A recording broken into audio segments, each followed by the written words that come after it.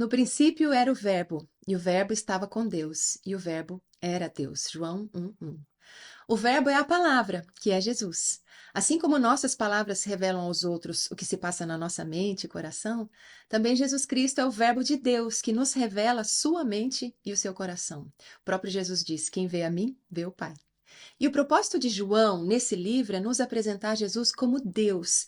Jesus é mais do que um grande profeta, ele é mais do que um grande mestre ou um homem muito usado por Deus. Jesus é Deus. Os feitos e as obras de Jesus são os feitos e as obras de Deus. Então, João começa nos mostrando a eternidade de Jesus. No princípio era o Verbo. O texto não diz no princípio o Verbo foi feito, mas no princípio era o Verbo, porque ele nunca foi criado. Na verdade, tudo foi feito por ele. Quando tudo começou, o Verbo, Jesus, já existia. Ele é antes do tempo, ele é eterno. E depois João vai nos dizer como era a vida de Cristo na eternidade antes que o mundo existisse. No princípio era o Verbo, e o Verbo estava com Deus. Jesus desfrutava de plena comunhão com o Pai. A ideia aqui é que ele estava face a face com Deus. E Provérbios 8 nos mostra um pouquinho dessa verdade. Eu vou citar alguns trechinhos a partir do verso 30. Quando ele estabeleceu os céus, lá estava eu.